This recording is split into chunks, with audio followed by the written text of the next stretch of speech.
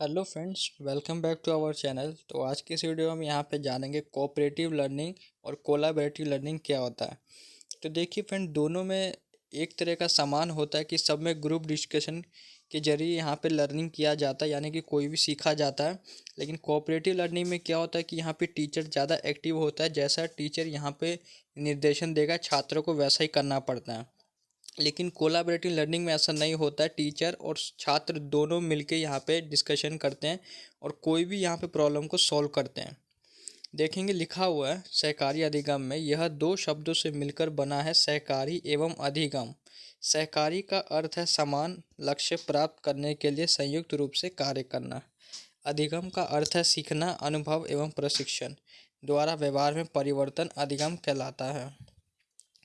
परिभाषा है सहकारी अधिगम ऐसी अधिगम प्रक्रिया है जिसमें बालक समूह बनाकर एक ही उद्देश्य को पाने का प्रयास करते हैं और एक दूसरे का सहयोग करते हैं। सहकारी अधिगम बालकों को निपुणता और योग्यता हासिल करने में मदद करता है।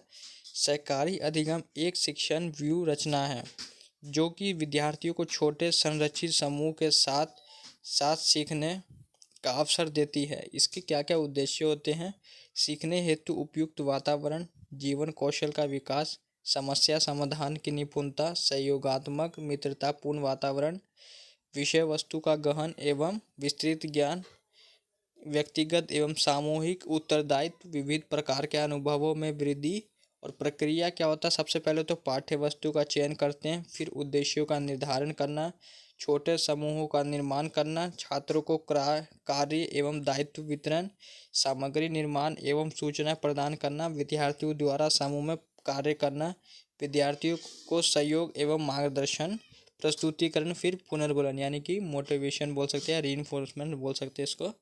उसके बाद है यहाँ पे घटक सकारात्मक अंत निर्भरता, व्यक्तिक और सामूहिक जवाबदेही, सामूहिक प्रोसेसिंग, सामाजिक कौशल, आमने सामने की अंत क्रिया। उसके बाद इसकी आवश्यकताएं देखेंगे। ज्ञान सभी के सहयोग से प्राप्त होता है। विद्यार्थियों में नैतिक मूल्य और जीवन कौशल का विकास। जटिल तथ्य आसानी से सीखे जाते हैं, यानी कि कॉम्प्लेक्स जो भी यहाँ पे टॉपिक होते हैं उसको आसानी से सीख सकते हैं। सामूहिक कार्य करने में आनंद की अनुभूति, सहयोगात्मक सामाजिक संबंधों का निर्माण, विद्यार्थियों की सक्रिय भागीदारी, शैक्षिक उपलब्धि में वृद्धि, स्वयं अधिगम का अवसर। उसके बाद प्रोफेसर एस के दुबे के अनुसार सहकारी अधिगम का आशय छात्रों को समूह में कार्य करने के लिए और उनकी सहयोगी प्रवृत्ति का विकास करने में विविध विधियों से है। इसके देखेंगे कोऑपरेटिव लर्निंग के पार्ट्स। सबसे पहले तो positive independence, accountability, interaction, social skills, reflection. उसके बाद हम आएंगे यहाँ पे कोलैबोरेटिव लर्निंग का। और कोलैबोरेटिव लर्निंग को ज़्यादा इफेक्टिव माना जाता है as compare to cooperative learning. देखेंगे लिखा हुआ है इसमें, सहयोगात्मक अधिगम शिक्षण और अधिगम की एक विधि है जिसमें छात्रों एक महत्वपूर्ण प्रश्न का पता लगाने या एक सार्थक परियोजना बनाने के लिए एक साथ काम करते हैं। एक व्याख्यान पर चर्चा करने वाले छात्रों का एक समूह या साझा पर इंटरनेट पर एक साथ काम करने वाले विभिन्न स्कूलों के छात्र दोनों सहयोगी शिक्षण के उदाहरण हैं। ऐसा वातावरण बनाने के लिए जिसमें सहयोगात्मक शिक्षा हो सके, तीन चीज़ें जरूरी है। पहला, छात्रों को सुरक्षित महसूस करने की आवश्यक है। दूसरा, समूहों को छोटा होना चाहिए ताकि हर कोई योगदान दे सके। तीसरा, छात्रों को एक साथ काम करने वाले कार्य को स्पष्ट रूप से परिभाषित किया जाना चाहिए। विशेषताएं हैं, शिक्षार्थी सक्रिय रूप से भाग लेते हैं, शिक्षक कभी कभी शिक्षार्थी बन जाते हैं और शिक्षार्थी कभी कभी सिखाते हैं। हर सदस्य को सम्मान दिया जाता है, सभी का योगदान मूल्यवान माना जाता है। छात्र उत्पन्न होने पर संघर्षों का हल करने का कौशल सीखते हैं। लक्ष्यों को स्पष्ट रूप से पहचानना और एक गाइड के रूप में उपयोग किया जाता है। इंटरनेट एक्सेस जैसे अनुसंधान उपकरण उपलब्ध कराए जाते हैं।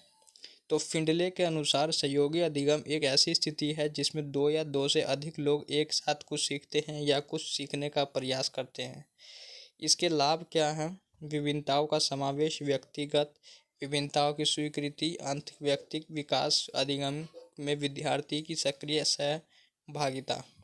इसका है देख सकते हैं, केस स्टडी किया जाता है, टीम वर्क होता है, कोलैबोरेशन होता है, कनेक्टिंग नेटवर्क्स होता है, जॉइंट वर्क होता है, इंडिविजुअल वर्क होता है। और इसमें सबसे अच्छी बात क्या है कि कोलैबोरेटिव लर्निंग में आप कहीं पे भी जाके इसको सीख सकते हो, यानी कि आप इंटरनेट के माध्यम से, इसका कोई ऑफिशियल यहाँ पे नहीं होता। जैसे कि कोऑपरेटिव लर्निंग में क्या होता है, या तो आप किसी इंस्टीट्यूट में सीख सकते हो या तो कॉलेज या स्कूल में, यानी कि कहीं पे भी आपको एक स्थान पे ही आपको सीखना पड़ेगा। लेकिन कोलैबोरेटिव लर्निंग में ऐसा नहीं है, आप कहीं पे भी रह के इसको कर सकते हो।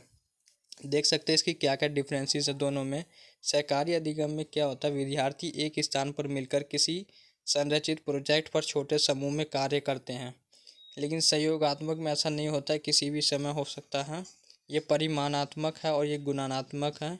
इसमें ऐसा नहीं होता, विद्यार्थियों को सशक्त बनाता है। विद्यार्थियों को अध्यापक के इच्छा अनुसार कार्य करना पड़ता है। शिक्षक तथा छात्र सब मिलजुल कर कार्य करते हैं। बातचीत का दर्शन होता है और ये बातचीत की संरचना होता है। पूर्व निर्धारित बातचीत की और सहमति व्यक्त की, शिक्षक द्वारा प्रदर्शन करना, छात्र द्वारा प्रदर्शन करना। तो यही सब था friends, cooperative and collaborative learning. अच्छा लगा हो तो वीडियो को लाइक, चैनल को सब्सक्राइब कर देना। Thanks for watching this video.